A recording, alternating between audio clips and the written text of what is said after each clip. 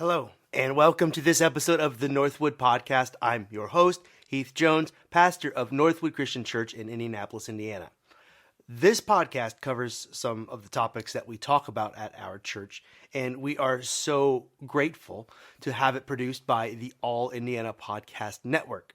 The All Indiana Podcast Network produces podcasts about, well, it's in the name, about Indiana, made by Hoosiers about topics of interest to us and to others as well, I'm sure. So we encourage you to check them out at www.wishtv.com/podcasts or by simply typing in the name along with www.allindianapodcastnetwork.com.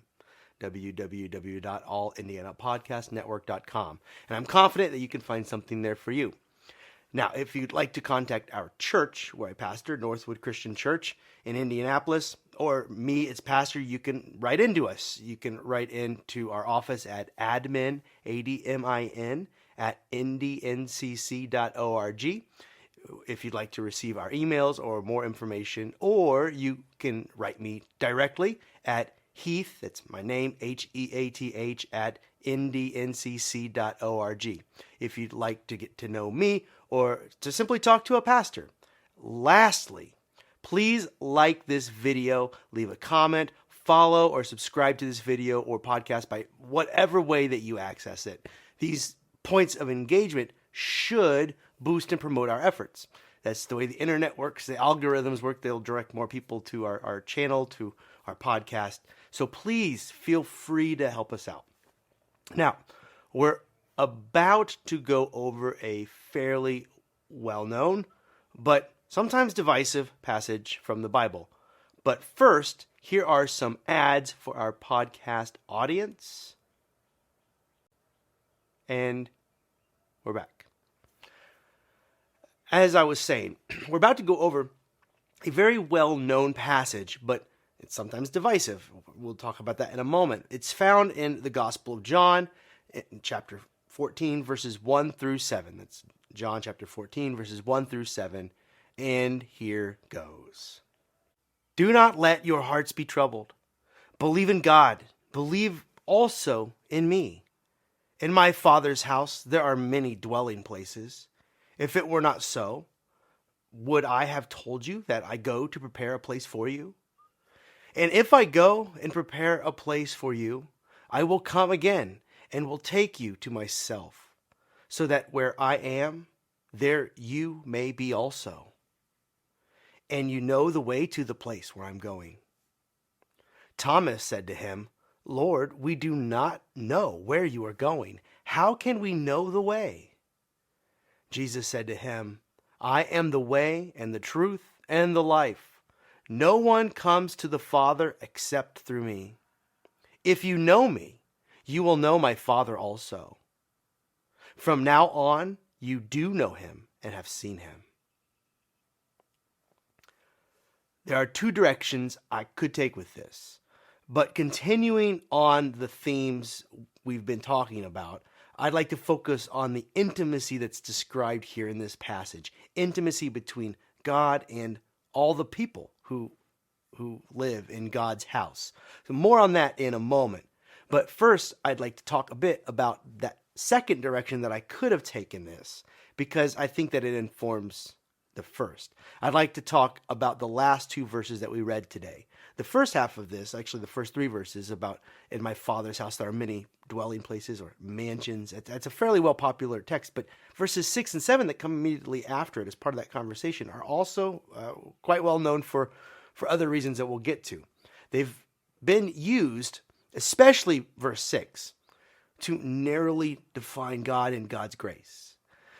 No one comes to the Father except through me, says Jesus. Emphasis on no one and except. So someone might quote this as someone that they think doesn't believe in Jesus. Or if they do claim to believe in Jesus, maybe a person quoting these verses at them might think that they don't believe the right things about Jesus. So in their mind, they might be thinking, so no, there's no going to the Father for you, sir, which means to many people, no going to heaven for you, sir or ma'am. Instead, well, less polite people will tell them about the bad place where they believe they'll go. And for these reasons, many people, even some Christians, don't like these verses, and others like them. But to use these verses in the way that I'm describing is not only to rip them from their context, but to completely miss their point. In fact, to use those verses as a weapon, as a threat to those outside of one's faith, shows that the person quoting these verses does not really understand them. In fact, these verses, when fully understood, challenge us to love more deeply and more radically. They call us to a greater love, in fact. More on that in a moment.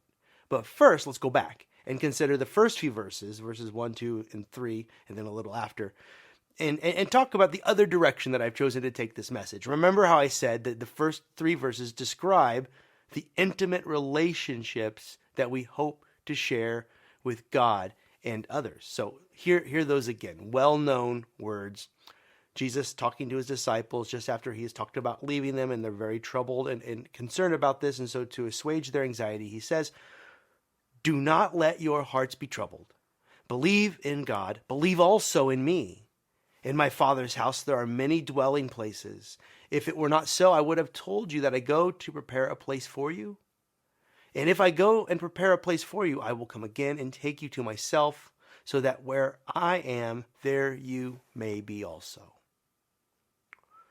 Like so many of the passages that we've been considering of late, as I've already alluded to, this one is likely familiar to you. It's often read at funerals. In fact, I have often read it at funerals. More often than not, I think this is a passage that is selected by the family for me to read, or I might select it myself. But with this caveat, when I read this passage at a funeral, I usually read older translations. I might even read the Old King James, which reads something like, "In my Father's house there are many," you know it, "mansions. In my Father's house there are many mansions." And people get all excited about the mansions. There's even an old song about it, something about having a mansion in heaven over a hilltop. Maybe you know the song. And why do I choose to read an older translation? Well, because the older translations is the one that most people know, but I also use it to make this point. I use the older translation with the word mansion to emphasize the point that mansions meant something different way back when it was first translated into English. When the early translators were translating the Greek into English, they used this word mansion, but it meant something different back then. It used to mean something that was far more modest as an abode, like a room even. In fact, its common usage was just room. The word means room, something like that. So a parent might say to an obstinate teenager, "Go to your," not room, but mansion. Go to your mansion until I come. They'd mean room or hovel or humble abode, maybe even just a single room house. That's what this word mansion means. And this may come as a deep disappointment to some people, because I gather that there are many who hope for a mansion in the next life, just like what the movie stars and celebrities have. A mansion in the sense that we use the word today. A large, probably stone building like a modern castle, but with a gate and maybe a fence outside. Maybe just like that hymn suggests, on top of a hill. And if this is the way that you envision it, here's the good news for you.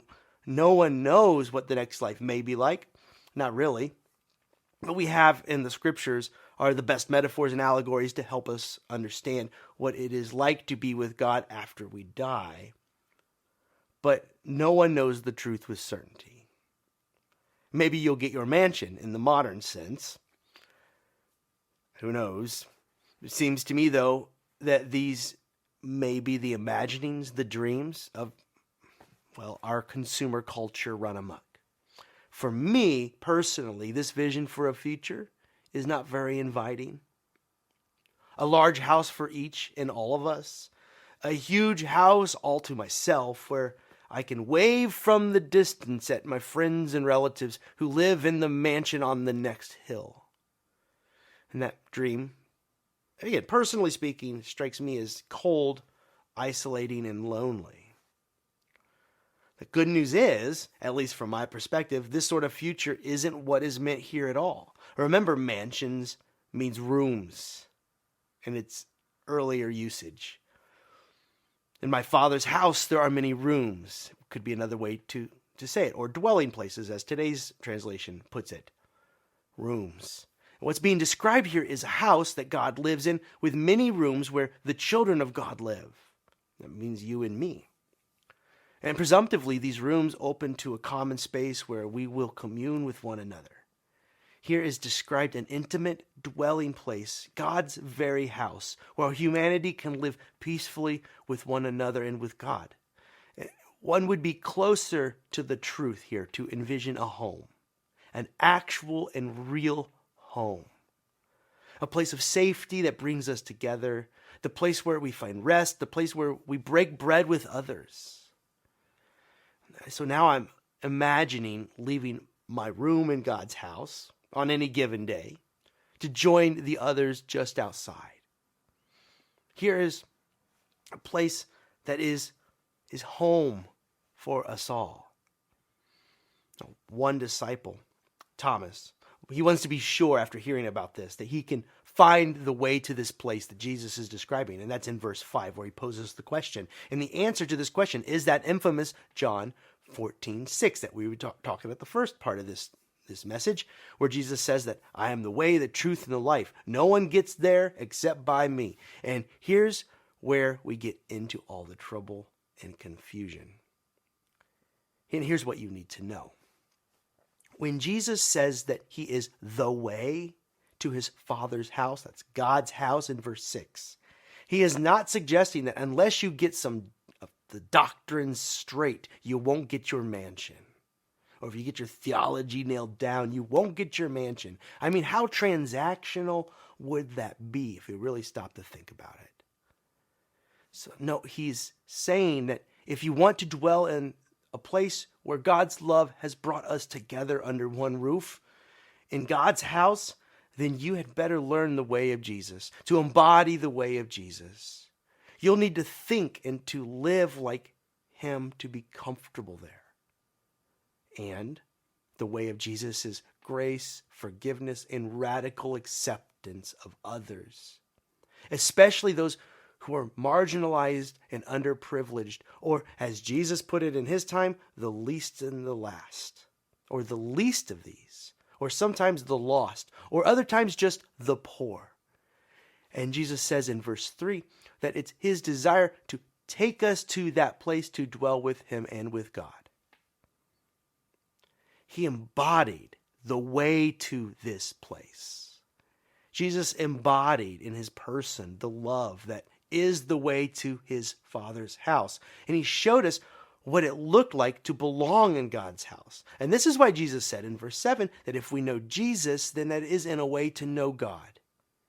The disciples knew Jesus and witnessed this way, the way to the house of God, the way to life as it ought to be. And in that way, they knew their Father in heaven through Jesus. In demonstrating this way, Jesus would spend much time with the outcasts of his society. He ate with saints, but with far more sinners. He touched those who were diseased with his own hands. He consorted with Samaritans who were, in that time, segregated in their society because of their race and religion. Jesus denounced the greedy and the ways that our love of money and possessions warp our perspective, leading to perhaps the lion's share of the sin in our world. Jesus washed his disciples' feet, his friends' feet. And he said that to know God, we must become like him, the servant of all. And this is the way that Jesus claims. The way that Jesus claims is the only way to the house of God, the peace of God. So, to say that we must walk the way of Jesus in order to enter into this kind of peace is not so exclusive or jarring as it perhaps seems at first, especially if you only read verse 6. This is actually simply just a state of fact, which is if someone in the house of God does not love the others in it, or in fact actively hates and hurts the others in it, then how can that house stand? And we see evidence of this truth all around us in the conflicts, the hatred, the violence, and the greed that is tearing down this house, our world, the one that you and I live in. Our politicians do not walk the way of Jesus when they sow division and hatred among us for their own political points and advantage. Our corporations do not walk in the way of Jesus when they put profits over people. We are not walking the way of Jesus when we as a society do not ensure that everyone in our culture, our society, our cities, our places where we live, everyone has everything they need to survive and to live well. I mean, aren't we trying to help our world to better resemble our Father's house? And if so, selfishness, greed, hatred, violence, and deceit do not belong here either, or on earth as it is in heaven, as the Lord's Prayer puts it. Someone who has not learned to love others, to forgive others, to care for others as if they were their own brother, sister, mother, father, someone like that will have trouble feeling comfortable in God's house. The good news is, walking the way of Jesus changes our hearts. We're not just stuck here. And it's what we're doing here together, having our hearts changed as we are trying to commune with God and one another so that our hearts will begin to beat a little more like God's heart. And this is what it looks like, in fact, for us to follow Jesus as he is the way, in this sense, to the realm of God. And as this occurs, we'll make a better home right here. After all, don't we sometimes call church God's house? And if our church is God's house, and I think it is, then the love will grow in it as we make room for everyone, as we break the barriers down. And just like in any good house, there's a table. There's a table where the people gather to see Christ in each other, to come to know our worth. And in church, we call them communion tables, where we remember every week, by way of ritual, the love God has for us and the love we share for each other. It is around this table where we learn about the way of Jesus that leads us to our Father's house, God's house, the realm of God. And to get there together, we must let go of humanity's old sinful ways. But do not be afraid. As Jesus began this talk, don't be afraid. He will be with us. As bad as things may seem sometimes in our world, Jesus is leading us, is with us always, showing us, embodying, being the way as we lean into his way of being in the world. So repent, you, me, and everyone. Turn from your old ways and believe in the gospel of Jesus Christ, and then enter that way into God's loving house. This has been the Northwood Podcast. If you like what we're doing here, please subscribe to the podcast by way of whatever app you use to listen, or leave a comment. These points of engagement drive more traffic our way. Or check out our website, www.indyncc.org, and also check out the other podcasts produced by the All Indiana Podcast Network. Until next time, this has been the Northwood Podcast. I am Heath Jones. Peace.